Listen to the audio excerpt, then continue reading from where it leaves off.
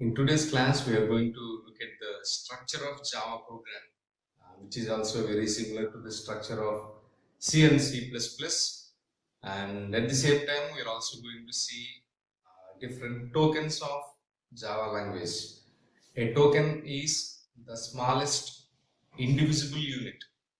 For example, if you see the keyword if, which is a token, you cannot divide that if into two parts like I and f, right? So the smallest indivisible unit or the smallest individual unit is called token in Java.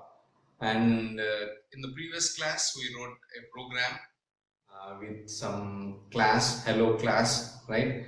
By taking that program as an example, after finishing the class, you can divide that program into number of tokens. So we will look at the Java program structure and tokens in this class. And in C language and C++, you might have studied the program structure of those C and C++. Java program structure is also very similar to the C++ program structure, and the Java tokens. This concept is also very similar to the tokens concept in C and C++. If you see the structure of this Java program, here the thing is we can have many classes in a Java program. So in the previous class we wrote only one program, and at the same time in that program there was only one class. But what we can have is we can have many classes in a Java program, but only one class defines the main method. This is what we should remember. What we write is generally a class, some class name, then we write certain statements here, then we will close this class. Similarly, we can have some other class and we can write some statements here, but at the same time here we should write the public static void main in the second class or any in the first class. We write something string, some arguments, right? Then we'll close this one, then we'll close this second class. What we can observe is it is a single program where we have two classes. In the first class there is no main method, but in the second class we have that main method. So in Java we can write many classes in a single program, but only one class should define the main method. First thing is the document section. Here what we write a comment. Even in C language also we start with comment section, right? Document section. Here Java supports three types of comments. One is slash slash, which is a single line comment, but these two are multiple line comments. That is document section. Top of the Java program, generally we start with a comment. What does that comment specify? Comment specifies what is the purpose of the program, then who is writing the program. Then such things are written in document section. Then package statement. Here we use a keyword called package. Package followed by some package name. Then if we write like this in the Java program, all the remaining classes or all the remaining interfaces, they will be packed up into a single package. That is the advantage of this package name. Then import. See, in C language, we have hash include statement, right? Hash include preprocessor directives we call hash include stdio dot h. In this way, we write in C language. But in Java, we use import. This import is used to import some methods and classes and some other interfaces of a package. Here I am writing import space java.math.star. So here there is a package called math. There is a package called math. In this math we have so many classes and methods. So those all things will be imported into our Java program so that we can use those mathematical methods. Next, interface statements. In Java, we have classes as well as interfaces. Then this keyword we use to create an interface space. You can give some interface name. Then we will write some method declarations here. We will be looking at later because we have a special chapter called interfaces. There we will be learning how to write an interface. Next thing is a class definition. Now we wrote a class in the last class, right? Class space class name. Then we write some methods. Some every class has an attribute and operations, right? So there is a typing mistake here. CLASS class name. Then the main method class. Just now I told you in a Java program we can have number of classes, but at least one class should be there with this main method. If you don't write the main method, no, Java, the interpreter doesn't know from where to execute the program. So in C language, every C program has a main method, right? Main function. C++ we are writing main. Similarly in Java, we should also write compulsorily, we should write the main method. But this main method should be kept inside a class. So in Java, everything should be written inside a class. Even the main method you should write inside this class. Now let us see Java tokens. What is a token? The same definition which you studied in C and C++. What's a token? A token is the smallest individual unit in a program, which is called a token. So the smallest individual unit or indivisible unit you can call. The smallest indivisible unit in a program is called a token. Then a Java program is a collection of comments, tokens and white spaces. So if you write a Java program, you can see number of comments, then followed by these tokens. We will be looking at the tokens now.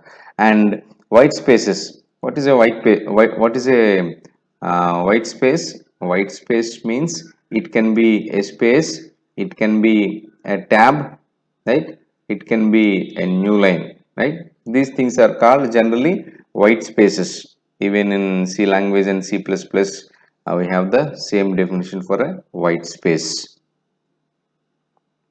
Now, these are the 5 types of tokens. Java tokens can be divided into 5 types. So, the first one is reserved keywords. The first one is reserved keywords. Then the second one, identifiers. We'll be looking all these things here. Identifiers. Then literals, operators, and separators. Fastly, let us see one by one because I think you studied these concepts in C and C++. That's why I'm going a little bit faster. So you can easily understand because you have already studied. Before going to the tokens, one thing we should know about the characters in Java. Java uses Unicode character set. Here you should remember this Unicode character set.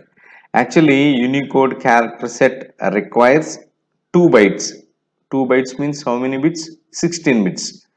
And here it is capable to represent almost every character of many languages of the world. Then in C language, you studied this, ASCII code, right? ASCII code. ASCII code is limited and can support only one language like English and some other special languages and some characters of European languages. So this is the difference with the ASCII code and Unicode. ASCII code which is used in C language and C++, whereas Unicode is used in Java, where the size of this Unicode is 2 bytes. In Java, a character occupies how many bits? 16 bits. Whereas in C language, a character occupies how many bits? 8 bits. Here I am writing in Java, a character occupies 2 bytes, whereas in C language a character occupies only 1 byte. So 2 bytes for what? 2 bytes in Java to store almost every characters in most of the languages of the world. So it supports most of the Indian languages also, Java. Now we start with the reserved keywords. Reserved keywords. Java keywords are reserved words with a special meaning. All the keywords in Java have special meaning. So we should not use these keywords as the name of the class or interface or variable like that. Then all keywords must be written in small letters only. I mean in a small letters only. So we should write these keywords in small letters. We should not use capital letters when we write the keywords of Java. So these are all the keywords of Java. Here I think you can find some of the C language keywords and C++ keywords, right? This is void, which is C language keyword. Here you can see a character. Here you can see some if. Here you can see some integer. So many you can find which are all also there in C language, like for like that. And some of these keywords are found in C++ also. In C++ we have try catch block, right? Try is a C++ keyword. You can find new is a C++ keyword, and at the same time, this private and public. So some of these are C++ keywords, and remaining are Java keywords. So this is a list of Java keywords. So at present we have 51 keywords, and in these 51 we use 49, and 2 keywords generally we don't use. Now keywords are over, then we will look at these identifiers. What is an identifier? How to write an identifier? Here we're going to see identifiers. So identifiers are the names given to variables, names given to variables, methods and classes, interfaces, packages, etc. Right? So here when we write a class, see, when we write a class, what we do? We write class followed by class name. That class name is an identifier. Then we write int, some integer variable. So that variable is an identifier. Similarly, method names, these are all identifiers. There are certain rules to use identifiers. Identifiers can have letters. I means you can have some alphabets. Letters means alphabets. Then you can have some digits, underscores, and dollar sign characters. You can have these things as identifiers in Java, and which are used to identify, actually to identify a particular variable we give a name, right? Then identifiers can begin with a letter or the underscore or a dollar sign. So it should not begin with a digit. So these are the rules which you should carefully follow when we write variable identifiers of Java. And there is no limit of the length of the an identifier. You can give any length, but capital letters and small letters are distinct, means these are different. Java clearly differentiates between the capital letters and small letters. And the keyword cannot be used as an identifier. Just now I told you keywords, we should not use keywords as an identifier. For example, you can declare a variable like this int I. Yes, you can declare a variable like this, but you cannot declare a variable like this int if. We should not write like this. Why? Because if is a keyword, we should not use this if as an identifier. See, here I wrote some identifiers, and whether they are valid or not, we will look at these things. Length, yes, it is a valid one, right? Yes, valid. Then this is also valid one. Here we are using small l, here we are using capital L. Remember, these two are different in Java. These two are not the same. Even though they give the same meaning, they are not the same, they are different. Third one is my image. Is it a valid one? Capital letters with small letters mixing. Yes, it is. It is also a valid one. We can also write like this. Sometimes, our variable may contain two words, and these two words should not be separated by a space. We should not give any space when we write an identifier. Next, my variable. Yeah, this is wrong. You should not, declare like this. For example, if you want to declare float my variable, yes, this is wrong. Why wrong? Because here there is a space. We should not give any space when we give some variable names. Next, 8 cross. So if you declare int 8 cross, this is also int 8 cross. Is it a valid one? No, because we should not, the identifier should not start with a number. We should not start with a number. But one thing you can do, you can give like this cross 8. Yeah, this is a valid one. You can have this 8 at the end or in the middle of this identifier, but it should not start with a number. Underscore I, this is a valid one because we can start with underscore.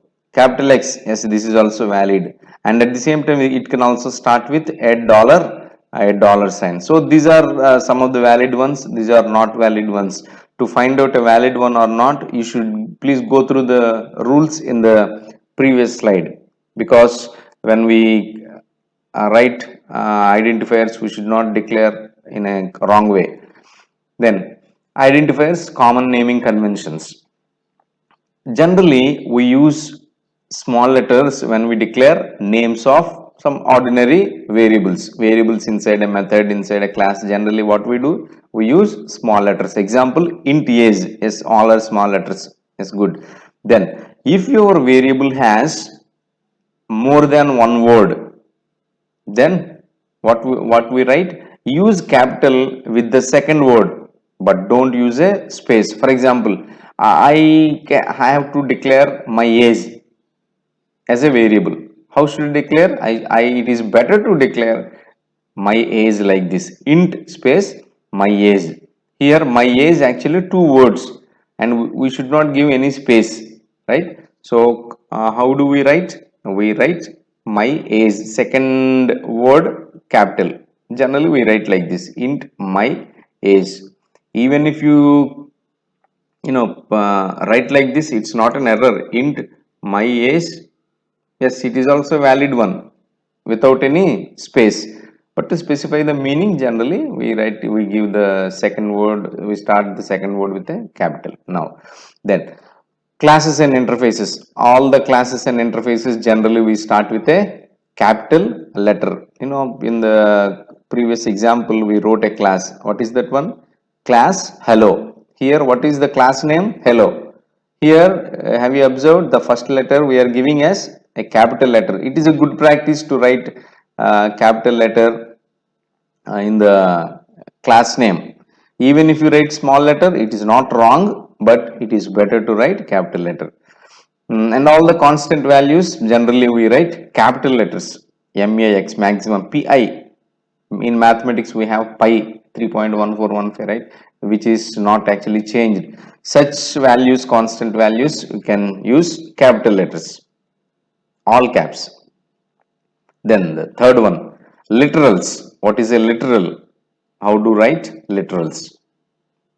Literals are the constant values that are assigned to variables. For example, here you see int age equal to 19. Here, what is age? Age is a variable, right? It's an identifier. What is int? It is a data type. Then age is an identifier. Here, equal to is an operator. Then what is 19? This 19 is a literal, which is a constant value. So int is equal to 19. 19 is a constant value. It is called a literal.